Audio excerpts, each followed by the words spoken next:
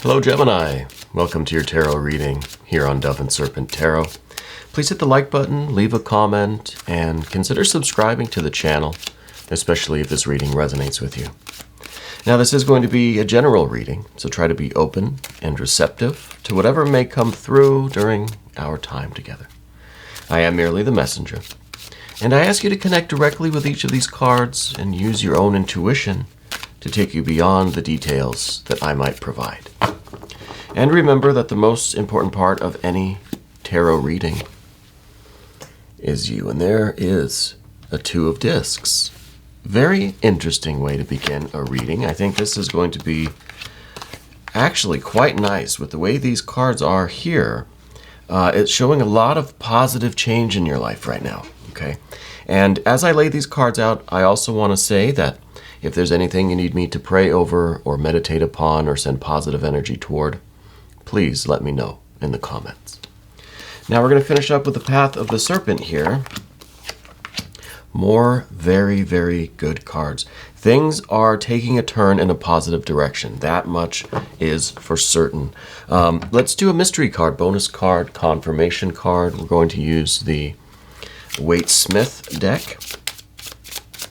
And this is the card that we're not going to look at until the end. We'll put the alien right on top. Leave it right over there. And hopefully at the end of the reading, that card will tie everything together and, give us the confirmation that we need. So we've got just these two major arcana, the Hermit and the Wheel of Fortune. We've got some fire, some earth, some fire, some water, some air, court card or two. Very balanced. It's a very balanced spread. I think things are progressing very nicely in your life. I don't think that there is any major bursts of problems. No major bursts of creativity necessarily. I feel like it's very consistent.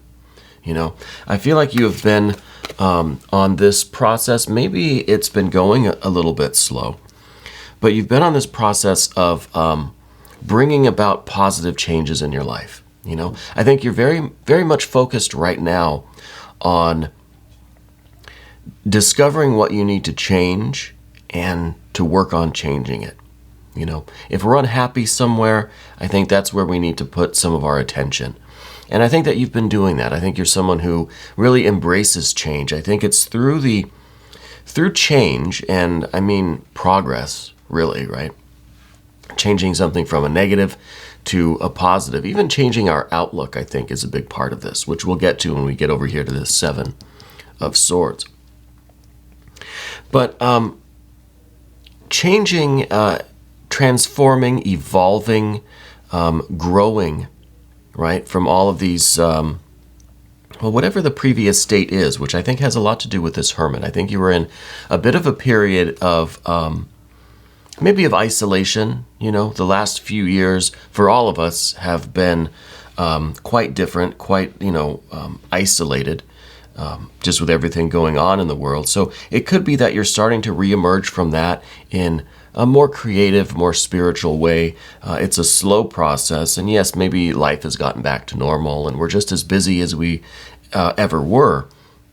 But everything that you learned, everything that you went through, discovered about yourself, all of the interests and all of the focus you had during that time, I think really now is starting to influence your life, and you're starting to learn how to express that and what that means for you and for your future. Okay.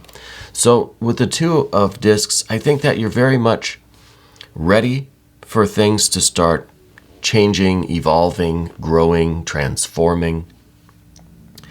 And I think that you're someone who really does well with change. You adapt very well to changing circumstances. And I feel like you've been kind of in this energy of growth and transformation for a bit of a time now. It's not like this is just something that, suddenly this week things are going to start changing and you're going to have to adapt. No, I think that you've been working on this for a while. Okay, so it seems like a very consistent effort. And I think it really is, it's paying off in several areas of your life. Okay, and again, this is the focus coming out of this Hermit period. where you are finding areas of your life that you can improve, right? Where do you need to put more of your focus? What is it that you really want? And how do you go about manifesting that? So positive changes, right? Both in the physical world, in the emotional world, in our spiritual life. Well, let's address the Hermit since we've kind of already mentioned it. The Hermit is in the recent past, and I think that this was, whether it's related to the COVID pandemic or anything else, this was a period of being a bit isolated or sequestered, okay? Now, it could be that, yes, you went to work every day, you still had to take care of your responsibilities, but inwardly at least, maybe emotionally, maybe psychically or spiritually, you were kind of concealed or contained within yourself, okay? I think there was a lot of self-discovery going on during this period, a lot of insights about your life, your purpose, your destiny, what it is that you want, right? And I feel like this, you really got in touch with your inner light. That's the lamp that this Hermit is holding. And this is your spiritual insight, really. This is your connection with God, Goddess, Deity, Divinity, the Spirit, the universe, whatever you want to call it. It is receiving the inner illumination that reveals to you not only the good things, but also the shadow, also the things that we might need to kind of acknowledge and work on and strive to improve in certain areas, or we realize things that we weren't happy with, that weren't satisfying. And now with this Two of Discs right in the middle, we're working on changing that, right? We're working on getting more of these positive energies into our life and doing something with the negative stuff, either the things that aren't fulfilling, the things that don't make us happy, the things that don't seem to be meant for us. We're trying to make positive changes, okay? And beneath everything, Six of Discs, one of the main purpose, I guess, for doing this is to create this harmony in your life. A type of resonance and harmony where your physical life, your health, your wellness, your diet and exercise, your finances, your work life, your career, right? The physical work that you do every day, even if you're retired, what you do with your body every day, right? What is it that you kind of wake up and think, okay, today I've got to do these things, whatever they are. The daily kind of activities, right? The daily work. As well as your emotional, your intellectual, your spiritual or psychic life. Everything is just kind of in harmony. Everything's getting the attention that it needs.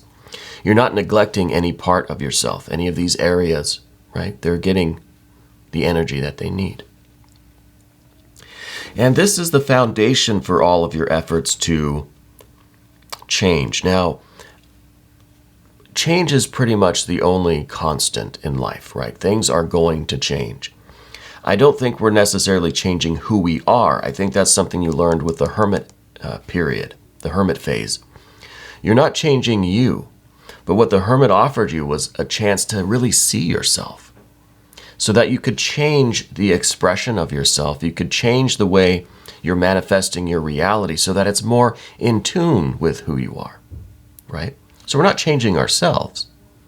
We're trying to make the external world match our inner selves a little bit more, right? A little bit more harmony and resonance.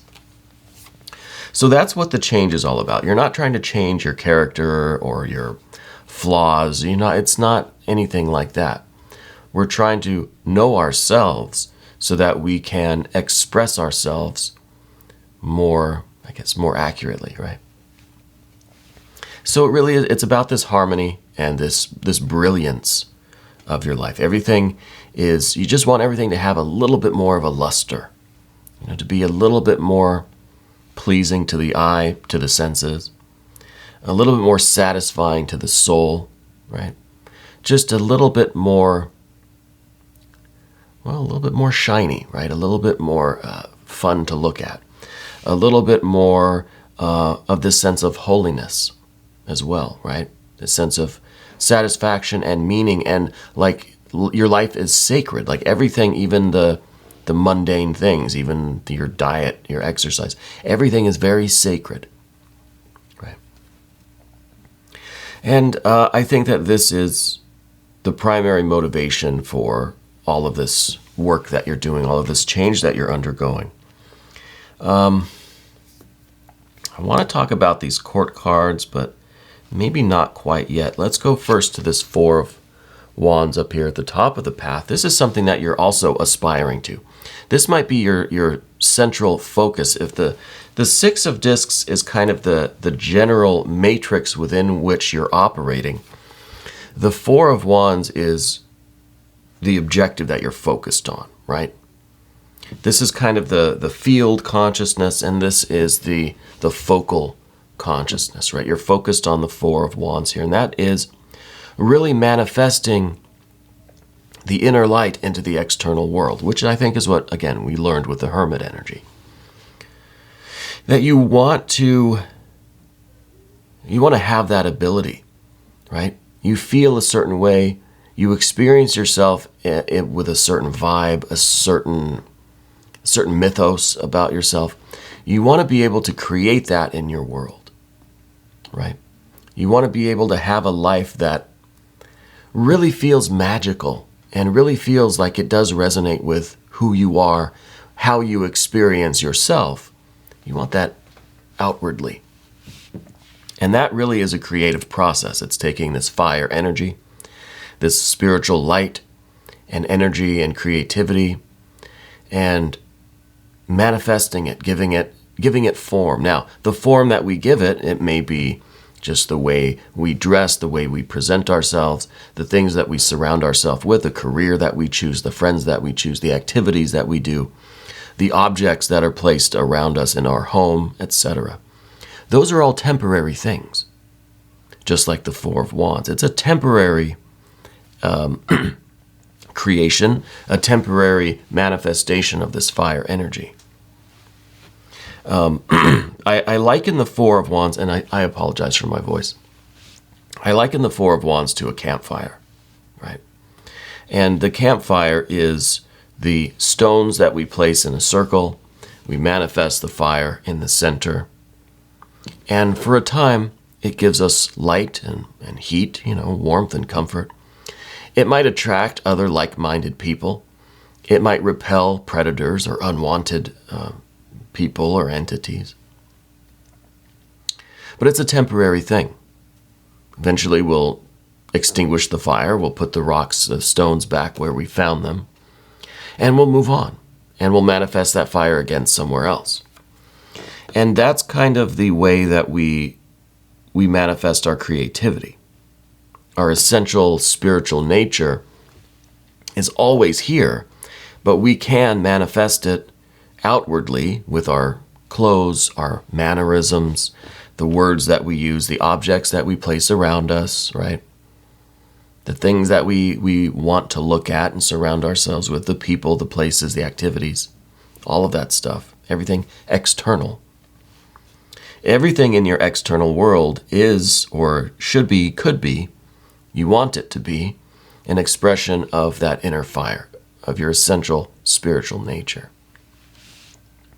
But all of these outward creations are temporary, right? Because your interests change, your personality changes, your psyche goes through transformations as we grow, as we age, right? As we exist and gain new experiences. Who I am right this moment is not who I was when I started this reading. My psyche has transformed. So the manifestations of your creativity will change along with that kind of diamond mind, right? The light that's filtered through that may have different colors depending on the angle, the cut of the diamond, or the prism, So the things that you're interested in, the things that you want to surround yourself with, the people, the places, the activities, those are going to change as you grow and evolve. But the idea here is to make it always a manifestation of who you are, right? As close as we can. It's not going to be perfect. And I guess then it brings up a kind of counterpoint. Well, what about things that we are kind of that we're responsible for doing, that we've committed to, things that other people might ask of us, things that we don't necessarily want to do, perhaps, but we do them out of a sense of duty or responsibility. How does that vibe with what I just said? Well, we could say that any person that might ask a favor of us, or any responsibility that we've taken on, or any circumstance that we may have to participate in that isn't necessarily of our direct choosing, well, maybe indirectly we did kind of choose that, right? We chose those friends. What about family? See, there's a lot of paradox here, and that's why it's never going to be absolutely 100% perfect. And I think that's part of what we're kind of dealing with right now because of the Six of Pentacles.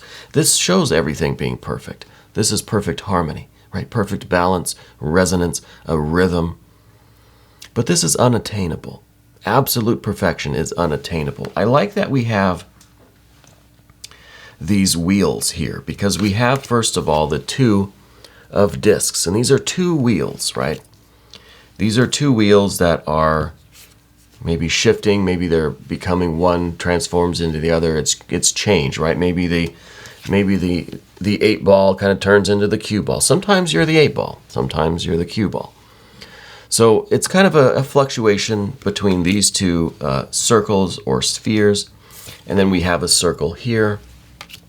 We have a circle here. We have a circle or wheel here with the Wheel of Fortune.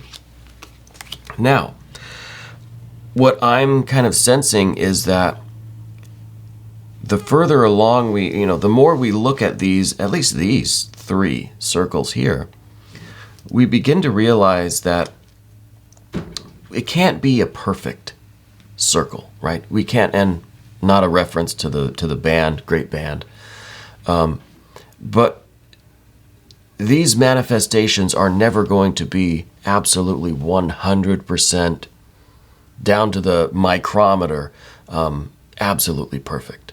There's no such thing. It's impossible. There has to be a degree of tolerance, right?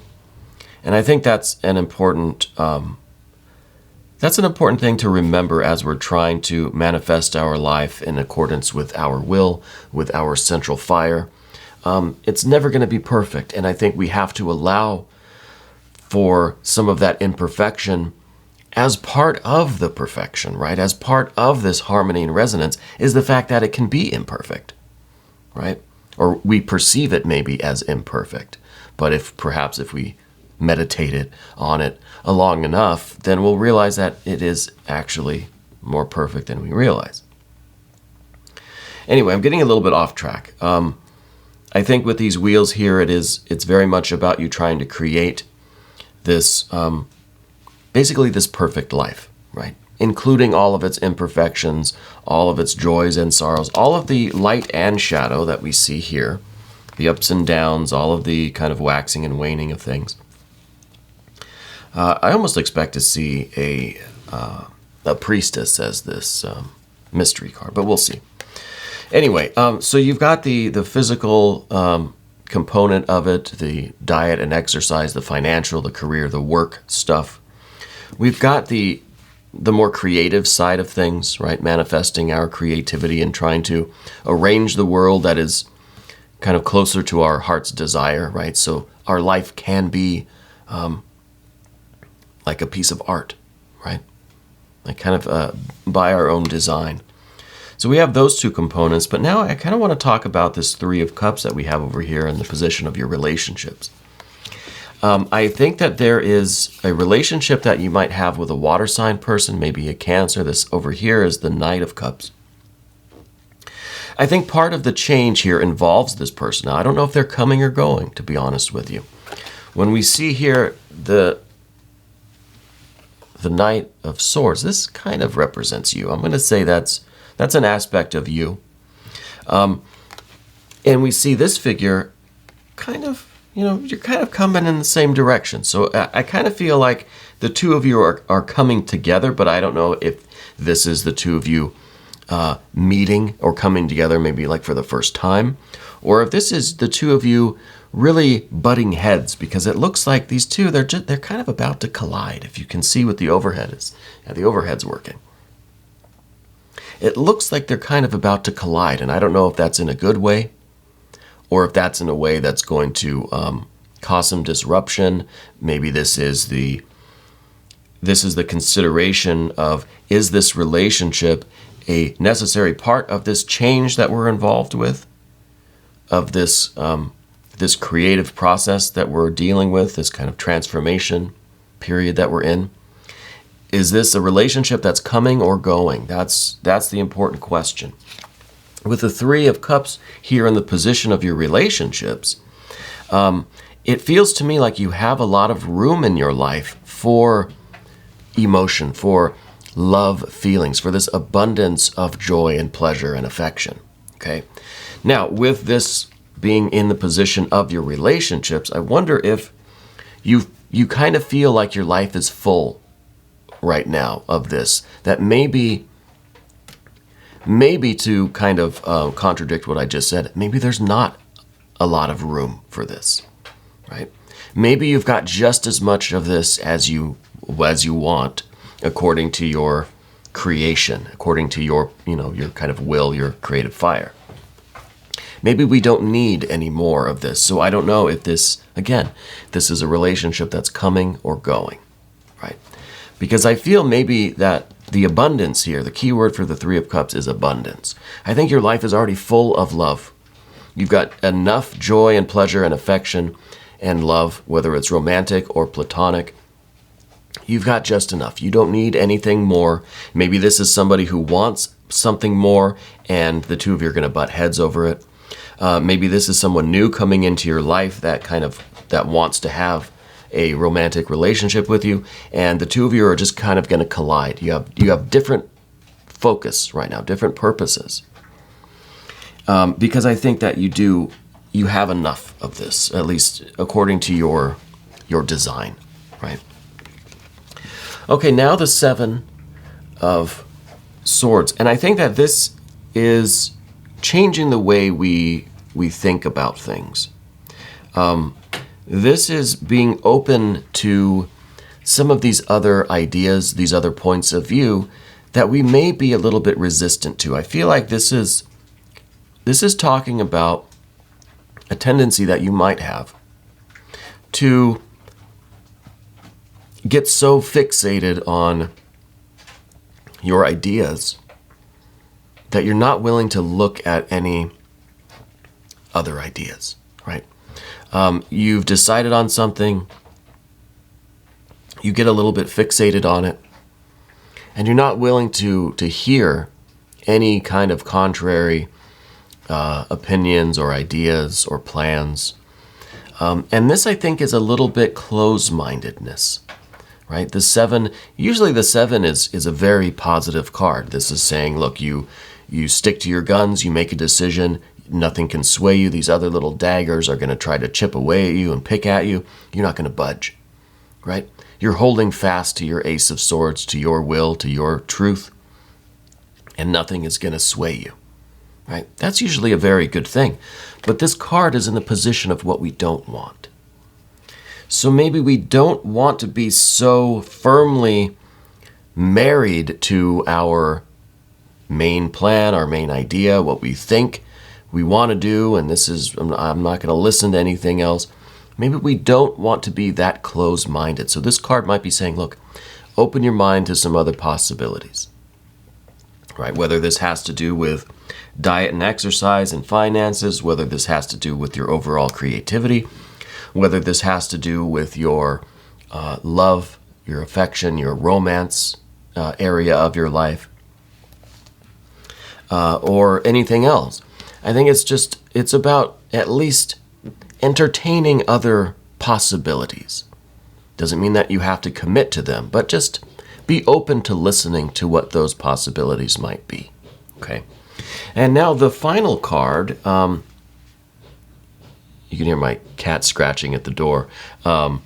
That's something that I should be open to, but I shut the door when I came into the studio, and I am not about to stop and go let her in and come back. She can wait patiently for me.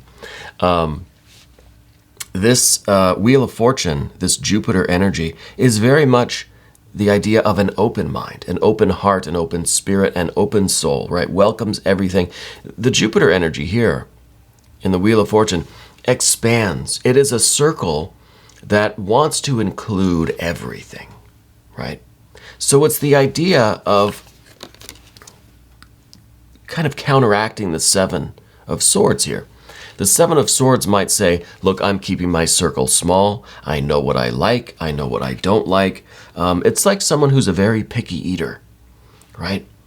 And they say, well, I don't eat anything orange. I don't eat anything green. I only want whatever, potatoes and I don't know, whatever. What else? What do people eat? I don't know. Steak, chicken, eggplant. So this is somebody who is, again, a little bit closed-minded and wants to keep their circle very small. Now, I don't mean like your circle of friends, right? And, you know, I'm in favor of keeping our inner circle very small, right? It's quality over quantity. That's not quite what we're talking about. This is the idea of refusing to experience certain aspects of life because my psyche, my personality, I don't like them, right? I don't like leafy green vegetables, and I don't want to eat them, and that's fine, right?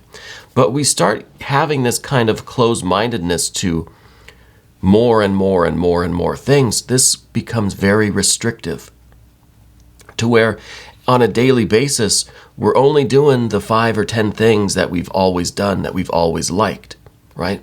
Maybe there is a leafy green vegetable out there, if it's cooked the right way, that I would love it. Now, personally, I love vegetables.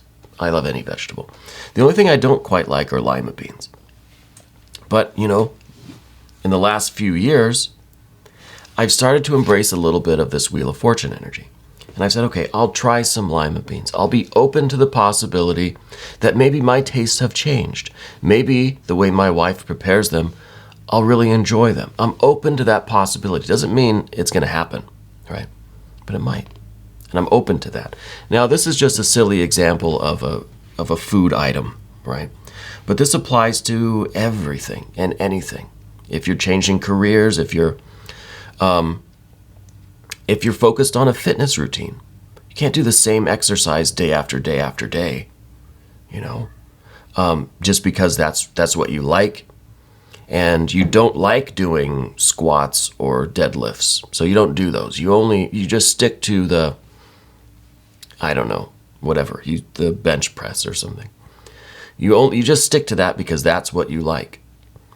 But with diet and exercise, it's the variety that really builds the success into that process, that practice, right? It's by switching up your diet that we get all of the nutrients that we need. It's by switching up your workout routine that you start kind of challenging your muscles and your body and surprising yourself and making more progress that way, right? So this is the anti-close-minded card. And it's about anything. I'm using silly examples, but it's with anything and everything in life. We need to be open to at least trying everything once, or at least considering everything. We don't have to try everything, but be open to the possibility that it might be for us, right? We shouldn't reject things just immediately, just based on our past behavior, our past or current preferences. The Jupiter energy, it says, look, be open to accepting everything. Try to expand your consciousness, expand your circle. Doesn't mean you have to let everything in, but you can at least be aware of it and be open to the possibility that, hey, I might like that. Maybe that would be satisfying and fulfilling to me. Maybe that will really resonate and harmonize with who I am right now. You know? I think that's really going to be useful for you, Gemini, especially right now in your life. All right, the alien has brought over the mystery card. Thank you, alien. I don't think they like to be called aliens. I don't know. They're extraterrestrial, super mundane. I don't know. I don't know what to call Mr. Alien there. Or Mrs. Alien. I'm not sure. Mystery card. Now, maybe another wheel formation. Maybe a 6 of cups. Maybe another, maybe a 6 of swords actually would be nice. Let's see. Could be the Empress. Could be the Empress. No, this is the 4 of cups. Now, the 4 of cups is kind of, well, this is exactly what we've been talking about.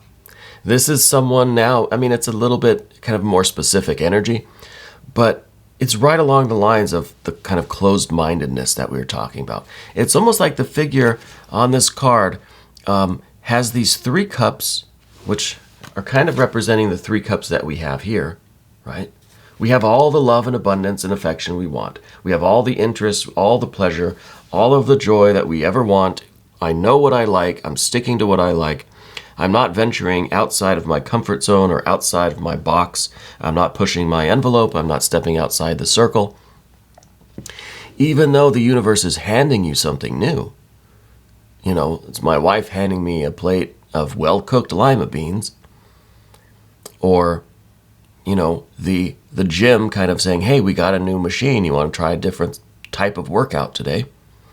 And you're just sitting there with folded arms saying, nope, I've got my 3 cups. That's all I need. That's all I want. You can take that plate of lima beans away. So this is very much what we've been talking about. And I think the idea here is that we are limiting ourselves. The 4 of cups. We're taking our pleasure, we're taking our joy, we're taking our love, our sense of purpose, and these tremendously good water energies, and we're putting them in the box, right? In a 4 walls, 4 corners. We're limiting them, right? We're making them just very rigid, very structured, and it's almost like we've created this box around us with no door, you know. And outside that door, there's all sorts of new things that we might like. So I think this is a pretty interesting confirmation because it really does reflect everything that we've been talking about. So I think this is a very wonderful time in your life. I think it's a very important time in your life. I think you're really doing a lot of growing and evolving and transforming. And I think you are ready to start taking more things into your life, expanding your interests, expanding your creativity, and taking a chance outside the box, right? We're going to do an extended. If you want to stick around, click on the link right there. You'll have access to all of the extended readings. Thank you so much for being here. Thank you for letting me read for you here on Dove and Serpent Tarot.